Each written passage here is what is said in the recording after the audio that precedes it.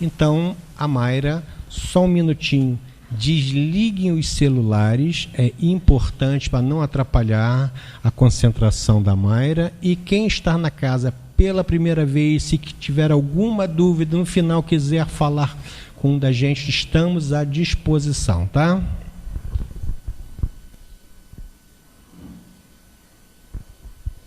Boa tarde, queridos.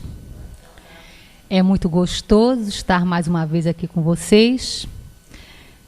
E toda sexta-feira, né? É sempre um encontro tão positivo, tão agradável, que na verdade já faz parte da nossa vida, né? A gente não gosta de não estar aqui. A gente gosta mesmo de estar aqui na sexta-feira, né, Nícia? Porque é muito bom. Então, meus queridos, hoje nós vamos estudar sobre uma virtude que é uma força em nós. Uma virtude que é luz no nosso caminhar. E que André Luiz diz nos Mensageiros que é a ginástica da alma. Só nessa colocação a gente já identifica a grandeza dessa virtude, porque ela é capaz de nos movimentar a alma e fortalecer a nossa alma. Mas eu não vou dizer para vocês agora o nome dessa virtude. Já já todos vocês saberão que virtude estamos falando. Eu peço apenas que nós possamos caminhar o pensamento juntos, para que eu possa, nesse pensamento, conversar um pouquinho com vocês a respeito dessa luz. E já já identificaremos a grandeza dessa força que o Pai misericordioso e bom nos concede. Quando eu quero pegar um objeto num quarto, chegando lá, me deparo com o quarto escuro. Qual é a primeira providência que eu tenho que fazer? Acender a luz, não é? Essa luz material é necessária para que eu possa identificar todos os objetos daquele quarto. Essa luz material é necessária para que eu não venha derrubar algo, para que eu não venha me acidentar, para que eu possa me situar dentro daquele contexto. Mas essa luz é mais do que isso. Ela também serve para que eu possa definir as ações necessárias para eu concretizar o meu objetivo, que é pegar um objeto no quarto. Eu vou ver se existe ali alguma coisa, um obstáculo, alguma coisa que eu tenho que remover para eu conseguir meu objetivo. Eu vou ver o caminhar que eu irei fazer. Eu vou traçar meios para conseguir alcançar o meu objetivo. Materialmente falando, nós fazemos isso automaticamente, né? Ninguém para diante do quarto e fica projetando. Mas é isso que a gente faz interiormente. Mas o importante é nós sabermos que não basta acender a luz. Não basta chegar diante do quarto, acender a luz. É preciso que eu trace ações. É preciso que eu vá buscar essa definição do que fazer para conquistar o meu objetivo. Assim, meus irmãos, somos nós.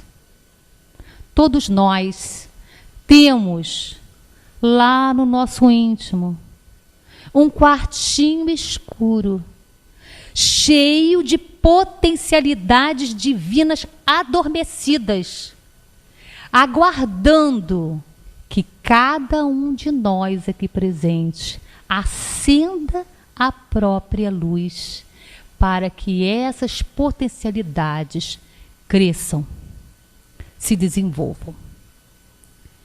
E essa luz espiritual, porque somos espíritos, não somos só matéria, ela também irá permitir que eu identifique toda meu aposento íntimo, como que eu sou, como que eu estou, quais as virtudes de que careço, qual a potencialidade urgente em mim a ser desenvolvida.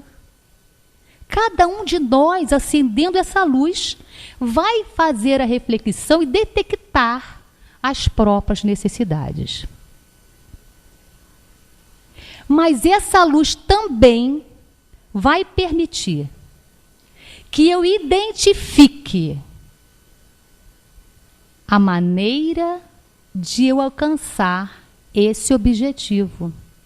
Por quê? Porque essa luz, além de detectar as virtudes de que careço, o meu campo íntimo, como eu me encontro intimamente, essa luz também identifica as montanhas que eu preciso transportar para o desenvolvimento dessas virtudes. Montanhas de preconceitos, montanhas de indiferença, montanhas de má vontade, montanhas de interesses materiais, montanhas de fanatismo, montanhas de incredulidade. E cada um vai encontrar em si mesmo as montanhas que construiu durante as múltiplas e múltiplas existências. Então, identificando esse meu campo íntimo como sou, eu posso então utilizar essa luz espiritual para definir essas ações. Por quê? Porque essa luz que nós estamos falando permite que eu veja pelo pensamento a meta que eu quero alcançar, que é o meu desenvolvimento espiritual, que é o meu crescimento moral, que é caminhar para Deus. Ela permite que eu veja pelo pensamento. E permite também que pelo pensamento eu busque esses meios. Se vocês ainda não sabem que luz é esta, que é capaz de nos dar a força para removermos todas as montanhas de dificuldades em nossa vida, vocês saberão já já. É um nome pequenininho, igual a semente de mostarda, muito pequenininho, mas que como a semente de mostarda, né, que traz ali em germe a árvore frondosa, essa virtude, esta força, essa luz traz em si a origem, como eu posso dizer, as virtudes ali, todas envoltas, né? Ela é a mãe de tudo, diz o Evangelho segundo o Espiritismo. Vocês já sabem qual é a luz que eu estou falando? Qual é a virtude que eu estou falando? A fé. Né, meus irmãos? Nos iludimos se julgamos que podemos viver sem fé. Não podemos, meus irmãos, não podemos. A fé, como diz o Evangelho segundo o Espiritismo, é a base da regeneração humana.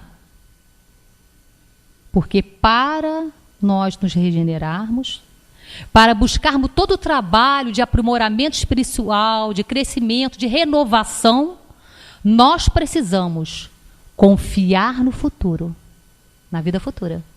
E precisamos confiar em Deus. E é a fé que propicia essa confiança. A fé, essa bússola que direciona, nos mostra o caminho que nós devemos seguir. Quantas aflições, quantas montanhas a serem transportadas, nós aurimos na fé a força para transportar essas montanhas. Nós, muitas vezes, colocamos essa fé em segundo plano em nossas vidas, mas não. Essa fé é, como diz André Luiz,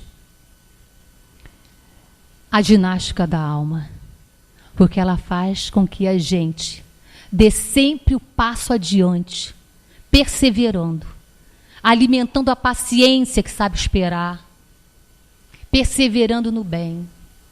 Então a fé é muito importante em nossas vidas e nós devemos dar um olhar especial para que a gente possa sempre desenvolvê-la, sempre, sempre.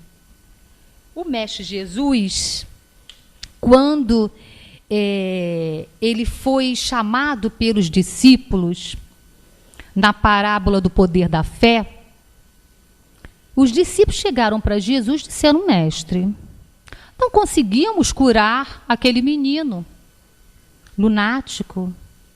Vocês lembram da palavra do poder da parábola do poder da fé? O pai chega diante dos discípulos, pedem que os discípulos curem o filho, diz que lunático, obsidiado, né? E simplesmente os discípulos não conseguem. Então, os discípulos depois recorrem a Jesus e perguntam: por que, Senhor, nós não conseguimos curar o menino? E o Cristo fala: por causa da vossa incredulidade. Em verdade vos digo, se tivesses a fé do tamanho de um grão de mostarda, dirias para essa montanha: saia dali para aqui, e ela viria, e nada seria impossível. Então, quando Jesus nos traz essas palavras, é claro que nós estamos falando aqui, como já disse no nosso quarto íntimo, das montanhas morais, né? No sentido moral, essa montanha. Mas essa passagem nos mostra o poder, o valor da fé, né? O poder, o valor que a fé tem para cada um de nós. Porque a fé, diz o Evangelho, é o remédio para todos os males. Nós precisamos trabalhar essa fé em nós, porque essa fé que nos impulsiona para a frente. E outro ponto que nós encontramos também nessa parábola é o esforço necessário para desenvolver essa fé. Porque não adianta acender a luz do quarto e ficar olhando. Não adianta. Não adianta ter a fé na consciência e nada fazer. Eu preciso identificar as minhas reais necessidades e eu preciso definir metas para que eu possa desenvolver essa fé. E isso requer esforço, muito esforço. Esforço na elaboração, na construção dessa fé. Aí eu pergunto para vocês, nós colocamos a nossa vontade a serviço dessa força? A serviço dessa fé? Será?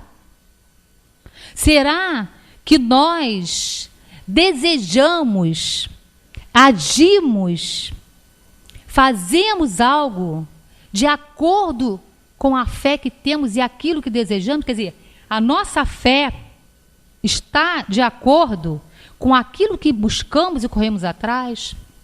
Queremos a cura. Eu tenho fé. Mas não basta ter a fé na consciência. Ela precisa ser ativa. É preciso que nós façamos a nossa parte. Então, se nós formos lá na questão 909 do Livro dos Espíritos, que trata das paixões, quando Kardec pergunta aos espíritos se o homem poderia, com o seu esforço, vencer as suas más inclinações. Não é isso? Se nós observarmos essa pergunta no contexto de hoje, nós poderemos dizer assim: nós podemos, com nossos esforços, vencer as montanhas de viciações, de vícios e paixões, de más inclinações que construímos nas nossas existências? Sabe o que os espíritos respondem? Esforço insignificante.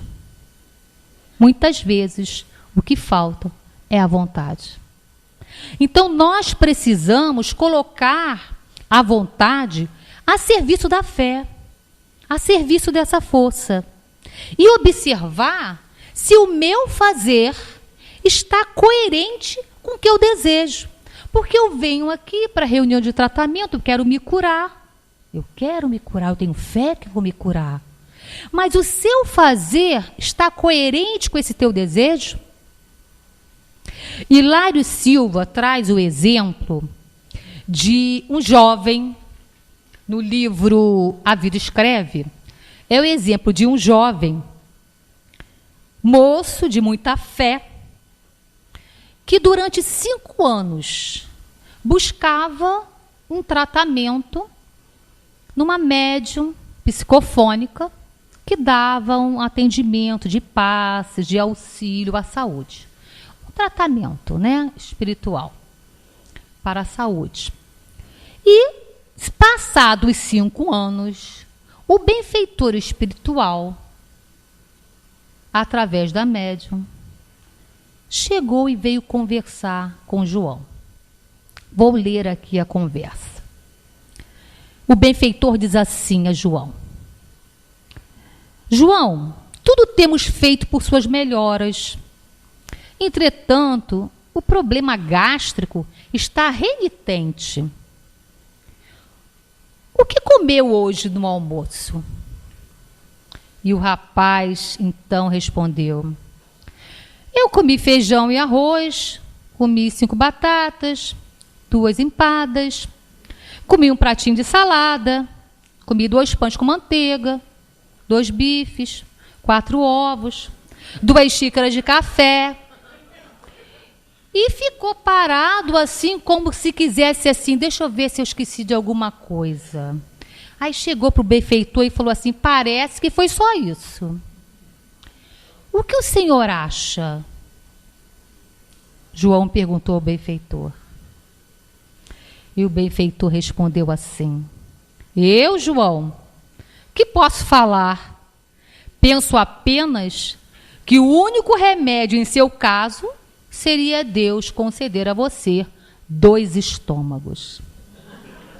Então, meus irmãos, é isso.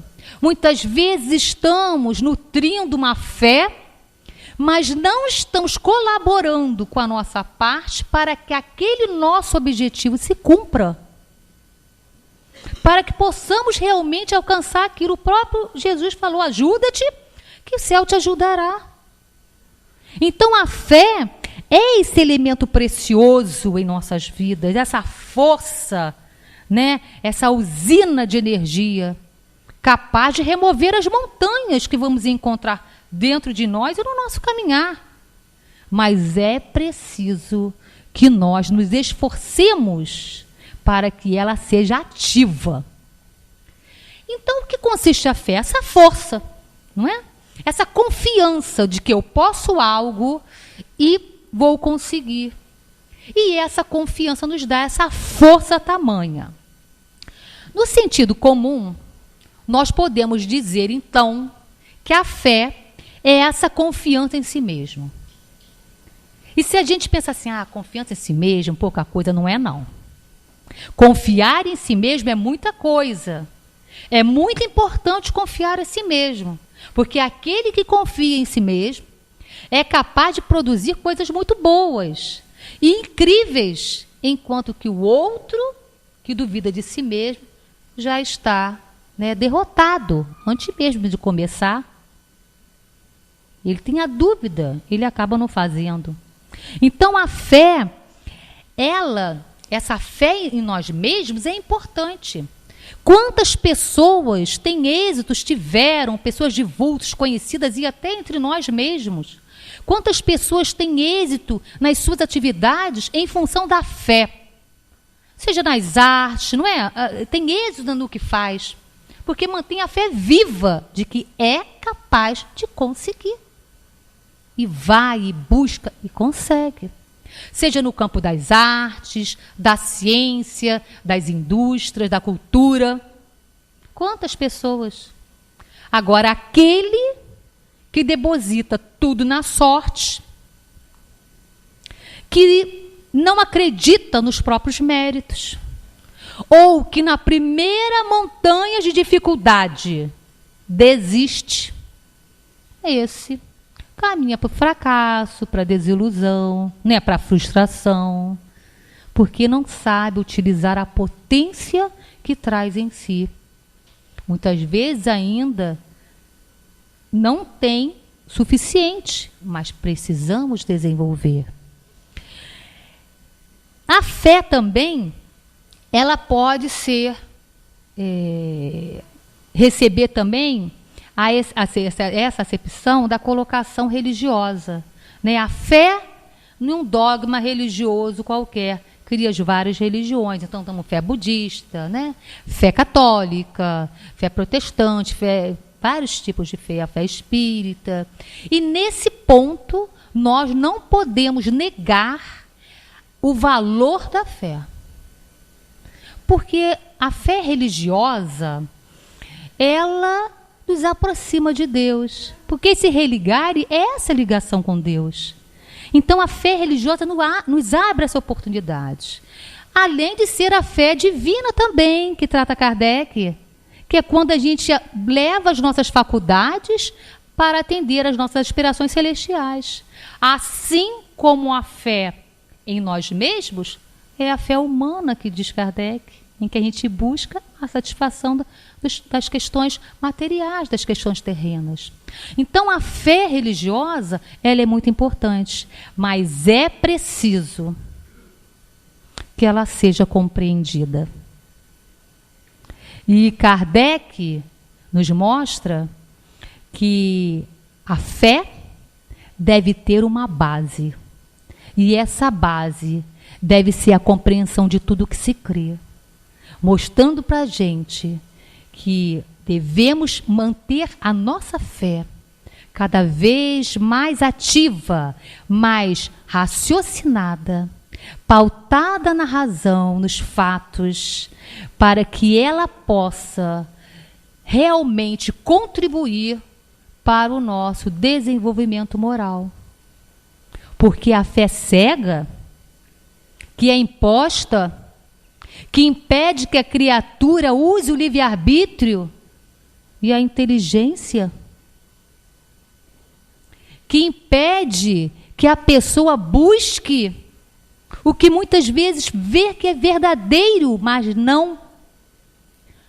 Aquilo é cortado, você tem que acreditar nisso, porque está nas Escrituras.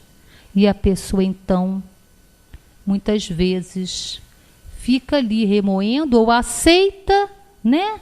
Ou se cala. Não. Essa fé impede que nós nos libertemos, porque essa fé traz o obscurantismo. E quando a fé cega é exagerada, ela traz o fanatismo e também a intolerância religiosa. Há pouco tempo, nesse mês, tivemos um caso de intolerância religiosa, né, nos jornais. Então, isso tem que ser um ponto de apoio para nós. Essa fé raciocinada, lógica, que nos acompanha no progresso evolutivo, porque ela caminha com a razão e com a lógica. Então, ela não impede que você siga o progresso. Muito pelo contrário, a fé espírita nos traz uma fé sólida e uma fé pautada na liberdade de pensar. Que coisa mais importante que isso? Nós podemos pensar livremente, raciocinar e devemos sobre tudo que cremos. Então, Kardec proclama essa frase belíssima, essa máxima que diz: fé inabalável só é a que pode encarar face a face a razão em todas as épocas da humanidade, porque ela não nos limita, ela não é imposta, quer dizer, ela é livre. E o interessante que eu achei, que eu trouxe aqui para vocês, vou falar rapidamente, que André Luiz, no capítulo 1 do livro Nosso Lar, é o capítulo nas zonas inferiores, onde André Luiz está subjugado ao desânimo, vive momentos de medos incríveis, momentos de perseguições, atormentado. Ele nos traz, nesse capítulo, a importância da fé para o espírito imortal. Ele diz mais, a importância da religião para o espírito imortal.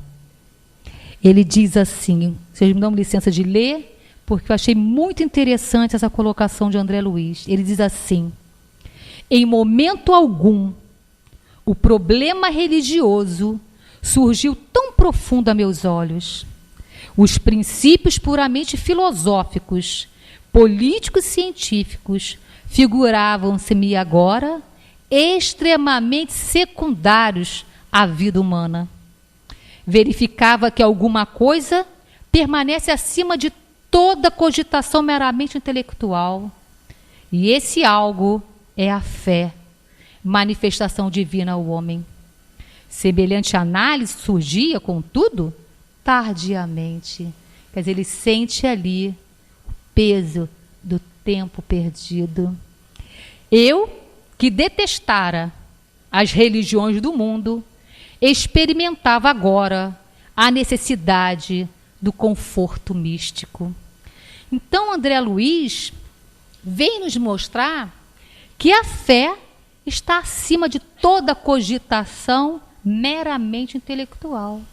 Ele percebeu isso lá. Nós estamos aqui, meus irmãos, com esta doutrina que nos traz a clareza, o entendimento, a verdade, abrindo as portas para que todos nós, diante de nós mesmos, possamos aurir dessa fé e do desenvolvimento dessas potencialidades para o nosso crescimento. Nós temos agora todas as oportunidades de iniciarmos ou continuarmos, se já iniciamos, a trabalhar, a transportar essas montanhas que nós mesmos construímos em nosso coração. Então, olha a importância da fé religiosa, da fé divina em nossas vidas. Outra acepção da fé é a fé pura.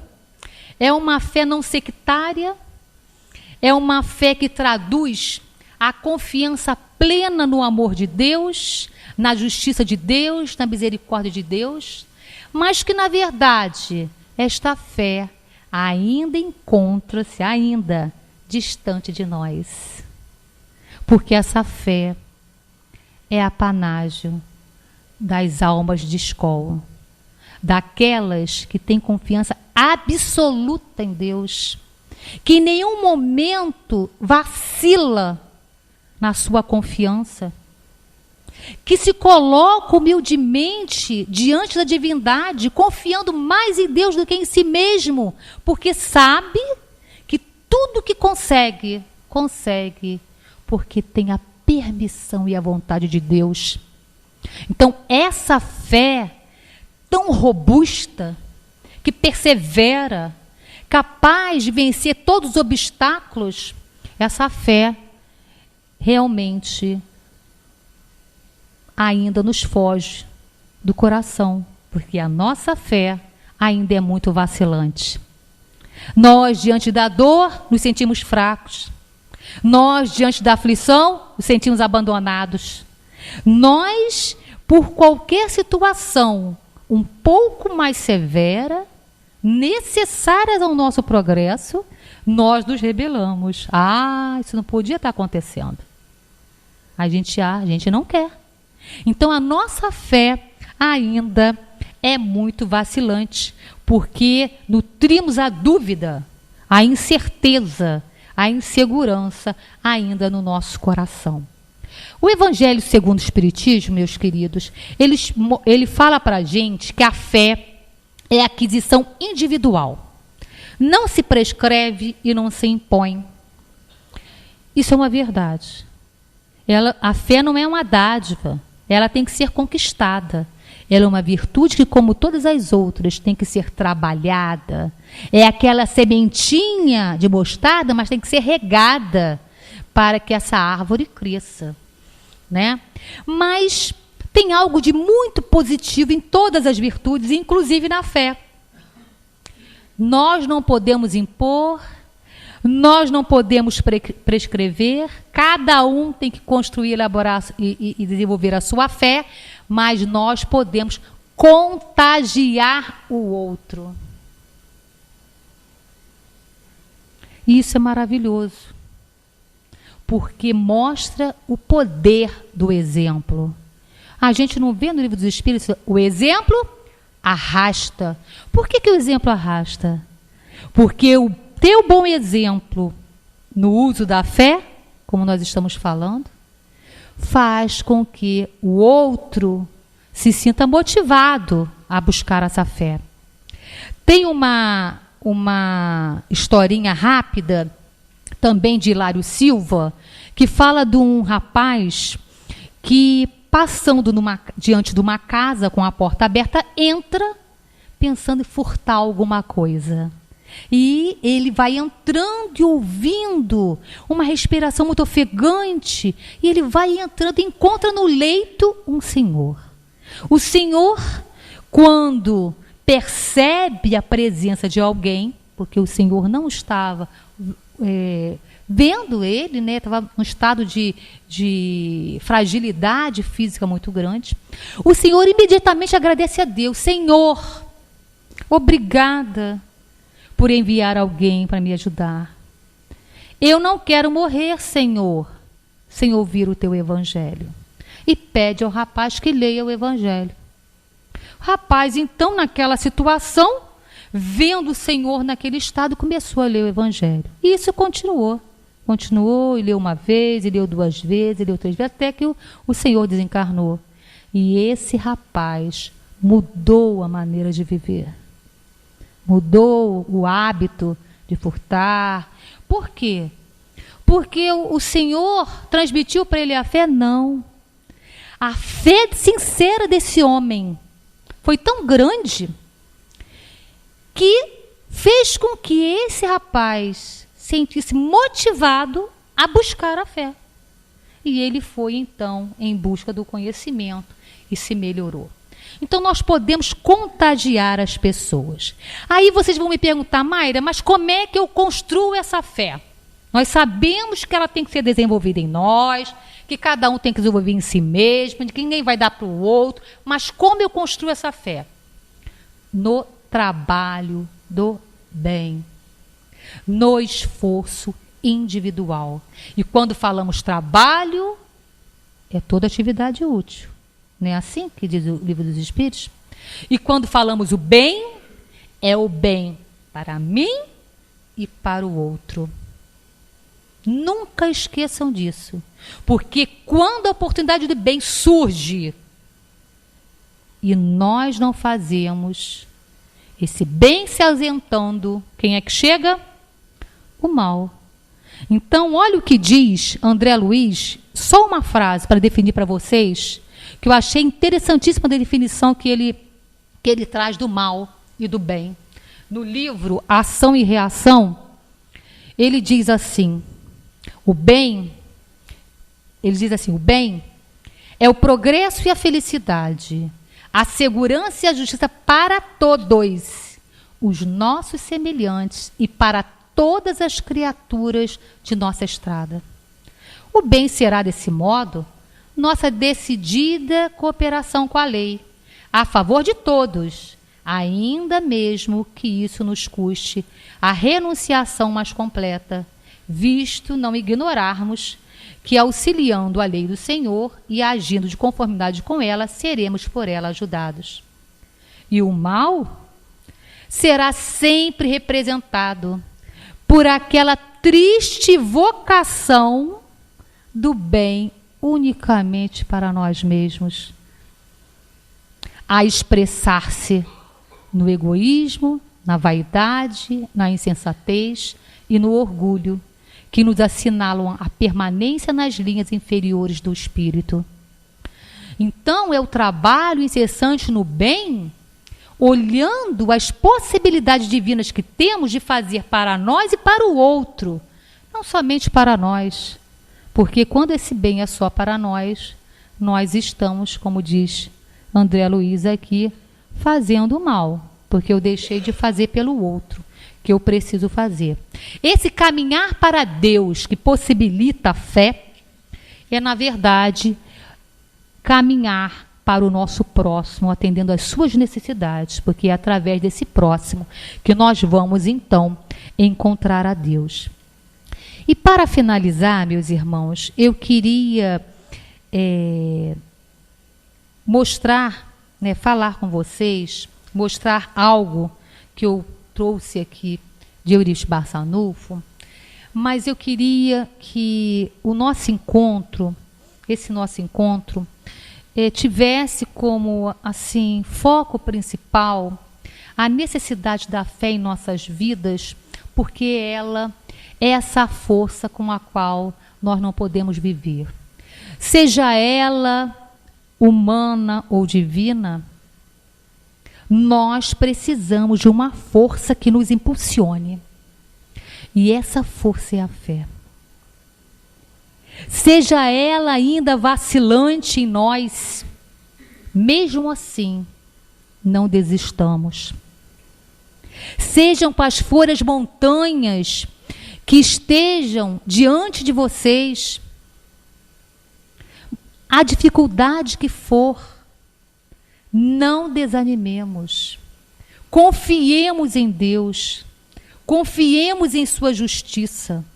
Já temos conhecimento suficiente para compreendermos as nossas necessidades reais.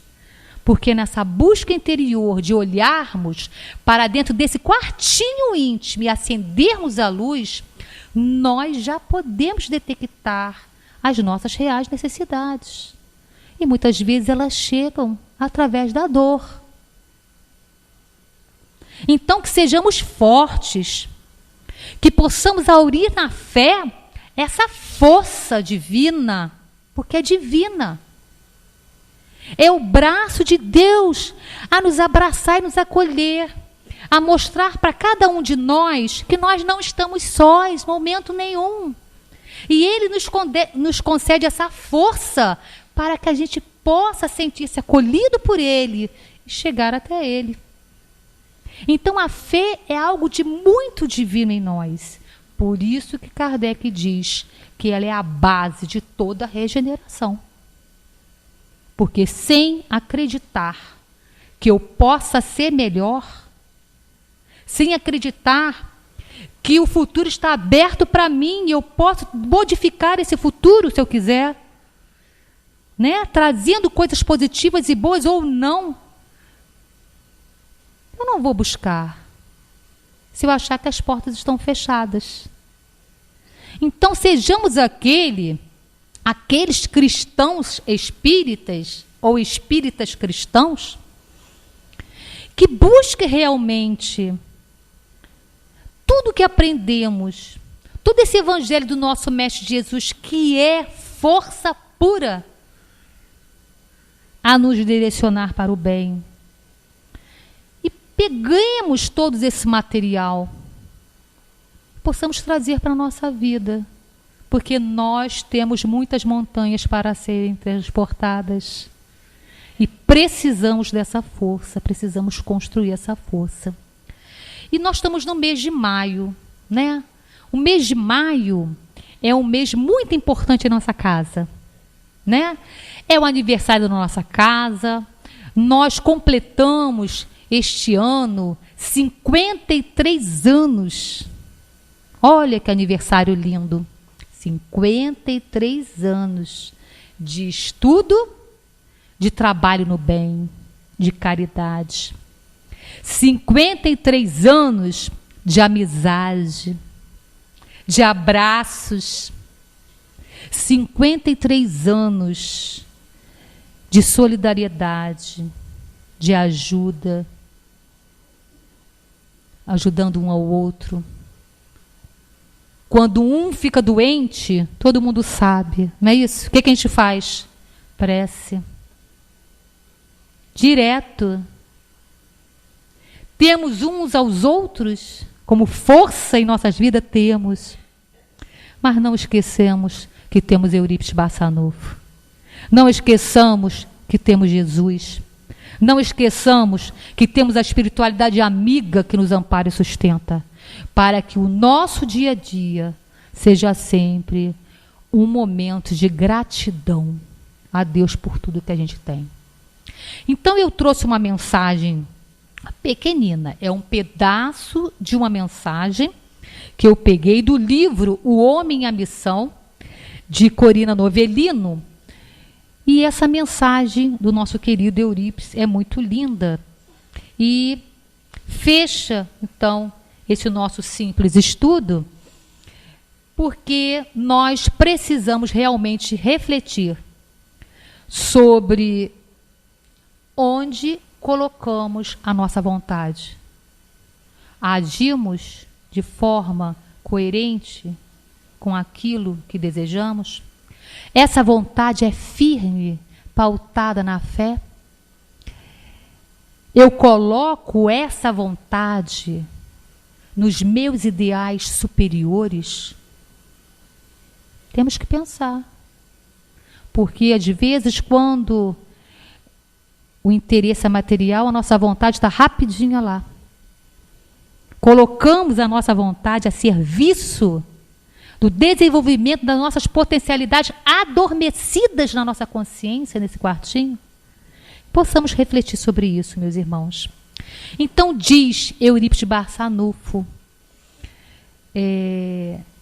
com as suas belas palavras, assim: a sombra, muita vez, ameaçará ainda os nossos esforços. Os espinhos surgirão inesperadamente na estrada. A incompreensão cruel aparecerá de surpresa. Conservemos, porém, a limpeza do nosso horizonte espiritual, como quem espera as dificuldades, convictos de que a vida real se estende muito além dos círculos acanhados da Terra, guardando a energia de nossa união dentro da sublimidade do ideal. Teremos à frente o achote poderoso da fé que remonta montanhas, que remove montanhas. Quando o desânimo vos tente, intensificai os passos na estrada de realização. Jamais vos sintais sozinhos na luta. Estamos convosco e seguiremos ao vosso lado. Invisibilidade não significa ausência. Muita paz, meus irmãos, que Deus permaneça conosco. Graças a Deus.